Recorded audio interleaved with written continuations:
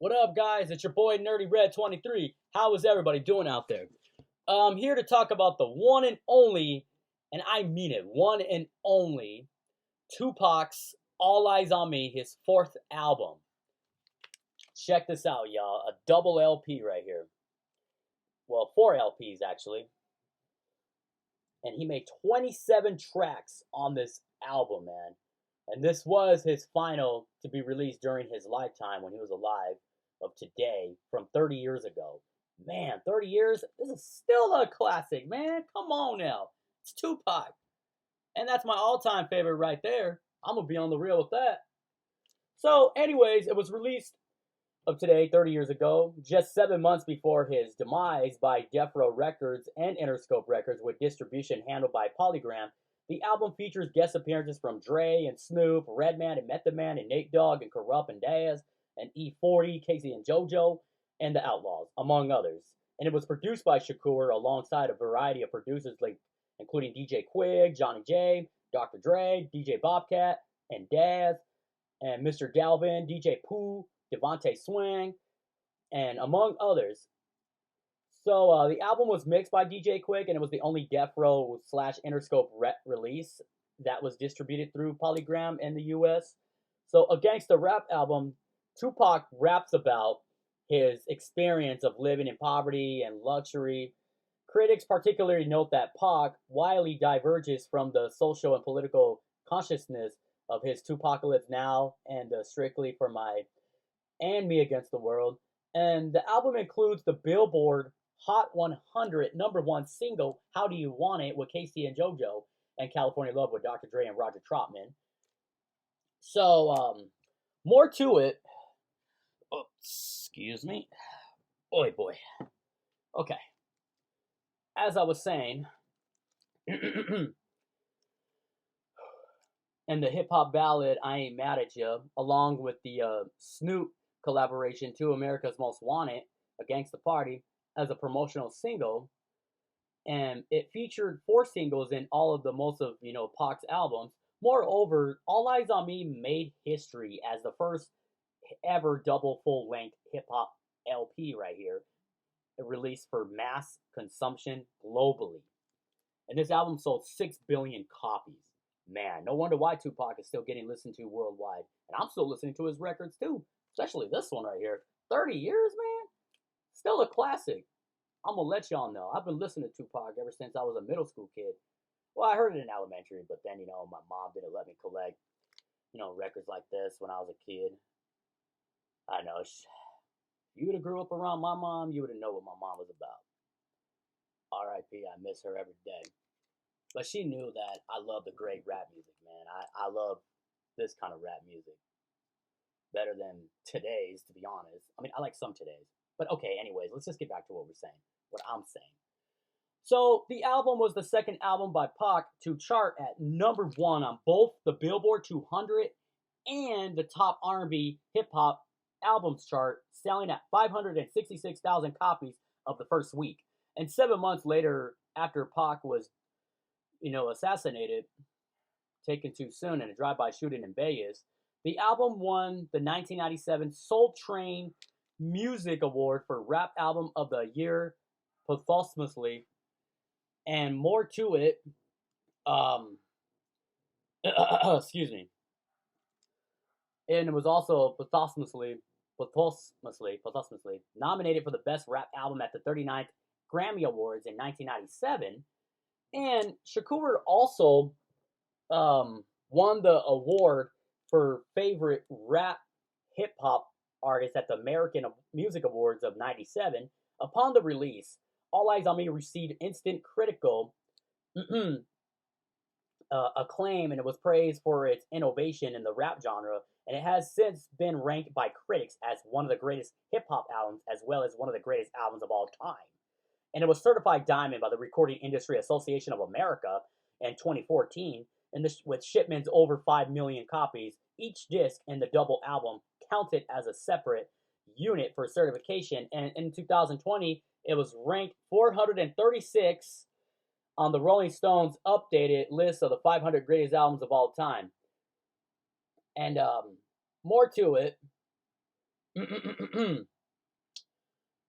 Excuse me. In October of '95, Suge and Jimmy Iovine paid the 1.4 million bail necessary to get Pac released from Clinton Correctional Facility on charges of the sexual assault. At the time, Shakur was broke and thus unable to make bail himself. All Eyez on Me was released following an agreement between Knight and Shakur, which stated Shakur would make 3 albums under Death Row Records in return for paying them his bail, fulfilling part of Shakur's brand new contract. This double album served as the first 2 albums of his 3-album contract. Rest is history.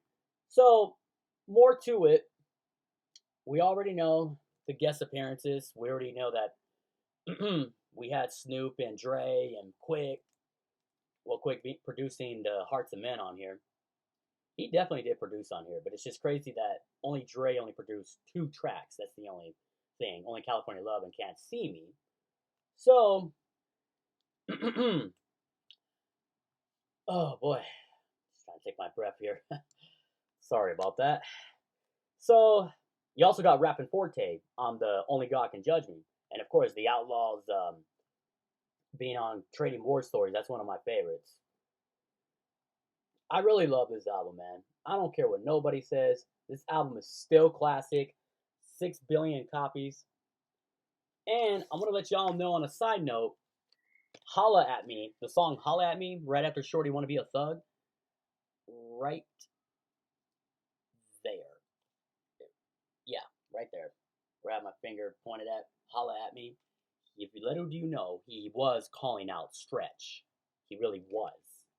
He called out Stretch. He called out Biggie. Thought that they were his friends. And then that girl that accused him of a sexual assault, that Ayanna Jackson. I'm glad that Pac went mad mode on that. That's actually one of my favorite songs. Holla At Me. Saying that he betrayed his team and all that. So when I listened to that song, I felt that rage. I felt like, I knew people myself and they just wanted to betray me like that. And I started playing that Tupac song.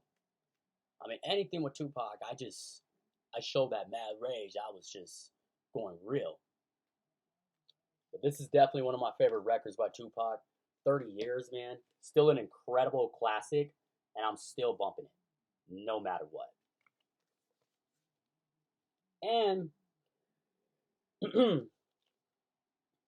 I want to tell y'all, to let you know, the original version of California Love, it's released as a single. But they do have the remix on here. I always actually thought the remix was pretty catchy. Still the same lyrics, but just the beat is a little different. But still amazing. I love them both. One of my favorites, Only God Can Judge Me. And yes, the title track. I love the title track. And What's Your Phone Number?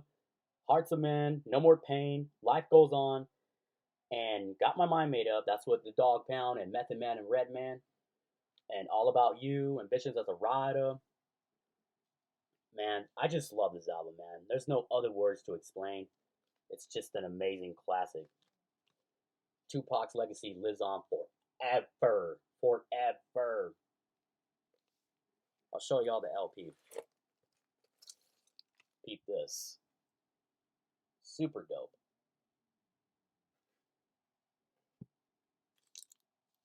I can't wait to bump it. Honestly though, as myself, Nerdy Red 23, I really would love to have the original press when it was first released. That would be dope. But that would be super extremely hard to get. The original press. But other than that, I'm happy with it. As long as, it's got everything on it, I'm satisfied. But there was some leftover tracks that was supposed to be on here, but they ended up being on some other albums and being unreleased. So anyways, anywho, I do like Shorty Wanna Be a Thug, Can't See Me, and When We Ride, Thug Passion, Picture Me Rolling, Wonder Why They Call You, you already know.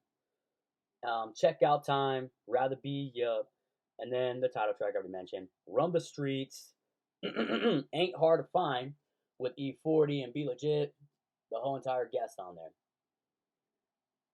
And Heaven Ain't Hard to Find, and I Ain't Mad at You, and Tradin War Stories. I love that one. That's one of my favorites. the Outlawz on the right. Look at my eyes. We Tradin War Stories.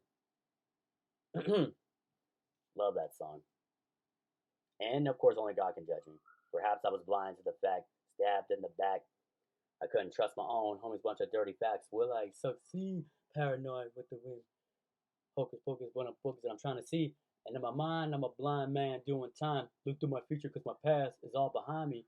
Is it a crime to fight for what is mine? Oh yeah, just, he was rapping from his heart, man. He really was on that song. He really was. And I felt that because, you know, I've met people personally that just wanted to be perpetrators, just betray you, fake. And that's actually what Tupac was rapping about. And he did rap about living the luxury life and stuff like that. So everything was a mix from compared to his previous albums, like I mentioned earlier. But Tupac will always be a legend, man. 30 years, this is still a classic. Still a favorite to listen to. So, anyways, anywho, what is your favorite song off this amazing, phenomenal, incredible classic? Don't forget to hit that like and subscribe and comment. Follow your boy, and I will be glad to return. God bless and stay safe. Keep bumping this album on your turntables. And if the ones that don't have it, I definitely suggest you go to your local record store or go online, get a hold of it, and bump the heck out of this album. This is a classic forever by the one and only Tupac Shakur. Peace, y'all.